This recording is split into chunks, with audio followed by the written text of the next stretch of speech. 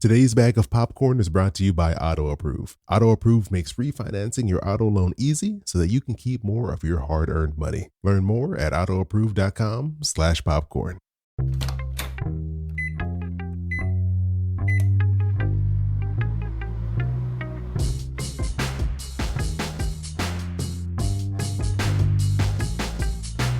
Hey, this is Chris. Hope you're doing well, and welcome to Popcorn Finance, the show where we discuss finance in about the time it takes to make a bag of popcorn.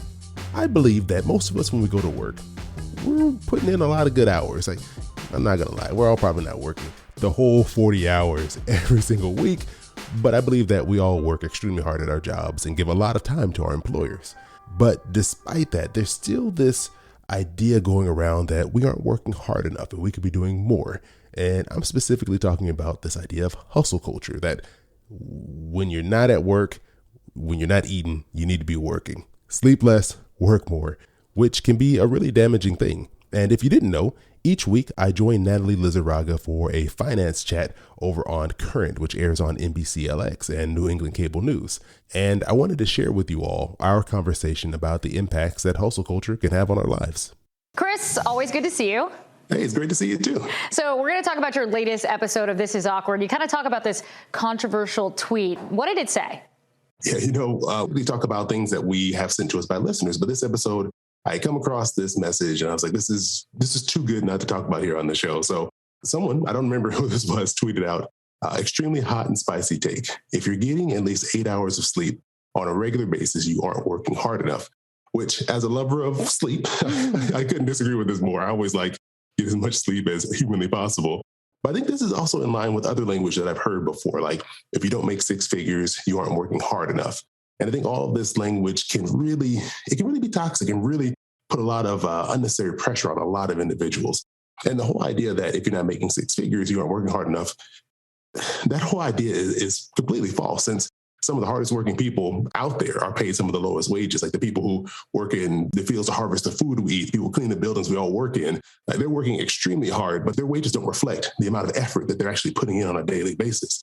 And actually, based on some data from the Bureau of Labor Statistics, they put together this really great report with an extremely long name. It's called Usual Weekly Earnings of Wage and Salary Workers. And this was for the fourth quarter of 2021. And in this, they looked at 116 million full-time workers. So, they do a survey, they extrapolate it out, but based off of that large of a working force that we have in the country, the median weekly salary is $1,010 per week, which equates to about $52,000 per year. And with someone with a bachelor's degree, it jumps up a little bit, but even at that, it's $1,467 per week, or a little over $76,000 per year. So even those people who are making a degree and are making more, still over half of the people in the country aren't making $100,000. And I mean, really, that number is probably much closer to 60, 70%. So if that's the case, it can't be that those people aren't working hard enough. It's just that their wages aren't reflecting their effort. Yeah, that tweet, very similar, and that hustle culture is very similar to the tweet that's like, you and Beyonce both have 24 hours, or the same 24 hours. It's very different for each person. And why are statements like that so common and sometimes so problematic? Well, in the episode, my co-host Allison, she said she got caught up in this because she wanted to be successful. And I think that's what most of us want. We all want to do better. We all want to do the best that we possibly can. And so when we see things like this, we want to achieve greatness, and we're like, okay, well, this needs to be what I need to do. I need to sleep 4 hours and then work the other 20, and then maybe I'll be successful.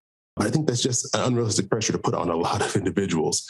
I think sometimes we get in the trap of placing our value or coming up with what we feel we're worth based off of the income that we make and how many hours that we're putting in. And that can be a dangerous thing to do, because you end up just burning out, overworking, and just putting this unnecessary pressure on yourself. So I think instead, it's better to base how well you're doing on those things, on not the things you see around you, but coming up with your own guidelines on what you think success is, because it's going to be so hard to look at other people and determine what their success is and use that as a marker for yourself. Because for each and every one of us, success looks completely different, and it's not going to be based off of the same dollar amount. That is so very true. And comparison, we know that will kill your soul if you compare yourself to what someone else is doing. I think many of us have purchased a car at some point in our lives, and I'm not going to talk about the absolute nightmare that it is going to a car dealership, but the relief you feel after leaving that place is amazing. but far too often, most of us end up paying way too much for our auto loans. We get caught up in the emotion and frustration of buying a car and then get stuck with an interest rate that is higher than it should be. That's why this week's bag of popcorn is brought to you by Auto Approve. Auto Approve is an online service that makes refinancing easier and faster. Auto Approve connects vehicle owners with a network of top credit unions, banks, and finance companies to find the best available interest rates, which will help lower your rate and your payment. Then my favorite part of all of this, they'll walk you through every step, even handling the DMV paperwork. In 2021, Auto Approve customers saved on average $1,692 per year. Do you know how much popcorn I could buy with that kind of money? Probably more than I ever would need, but with an extra $1,000 a year, I could take a trip or maybe eat at one of my favorite spots a little more often without completely destroying my budget.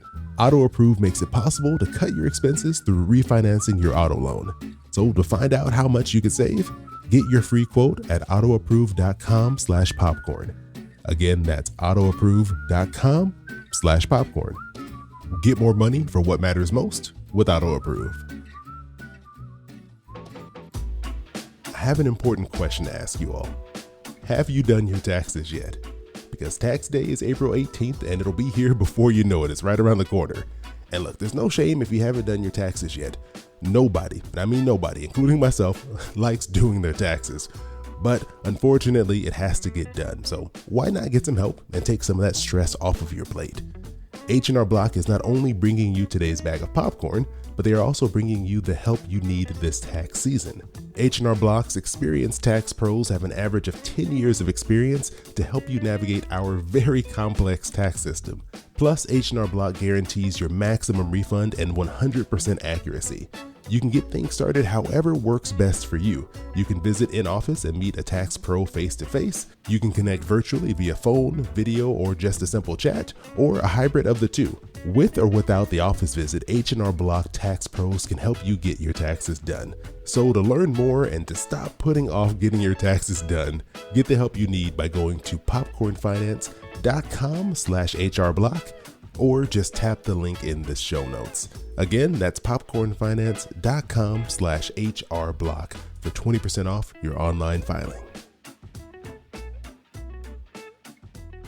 So what are your tips here to create your own definition of what successful is for you?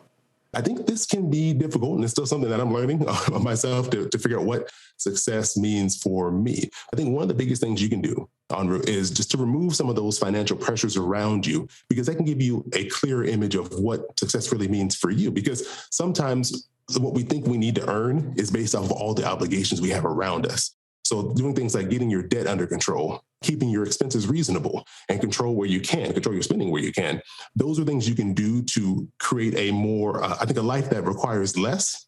And then you can make a fair judgment, because if so many of us, we've been drowning in debt, that completely warps the way we see money and how much we think we need to live a comfortable life. And so I think these are a couple of things that you can do to hopefully kind of give you a better perspective, make yourself overall financially healthier, but also give you a better perspective on what you need and what a good life looks like for you. Yeah. And in the end, really, success defined on how you personally define it, and also sometimes really has nothing to do with money. Yeah, exactly. I agree with that 100%. All right. A very interesting topic. Definitely one that gives us a lot to think about. So now I want to hear your thoughts on hustle culture. Do you find it as a positive thing in your life, something that encourages you and motivates you to get things done and just a reminder of, hey, I need to be on top of things? Or do you see it as a negative influence on your life, something that makes you kind of compare yourself to others and feel like you're not doing enough, even though you're doing a great job? I want to know what you think about this. So you can send me an email to questions@popcornfinance as always, or you can join me over on Instagram and send me a DM. Just look for Popcorn Finance Podcast there. And before we get out of here, this week's kernel goes out to Christina, who gave Popcorn Finance a very kind shout out on Twitter. Christina, I just really appreciate the support and you listening to the podcast. It always makes my day when I see any type of mention of the show and what it's meant to you all. And if you've learned something from it, it always is just like a nice boost of encouragement to see that pop up. So thank you so much, Christina, for the support and being there listening to what I do here each and every week. As always, I appreciate you all joining me here for yet another bag of popcorn. I hope you have an amazing rest of your week, and I'll talk to you soon. Your boy keep it poppin' like Mary Poppins.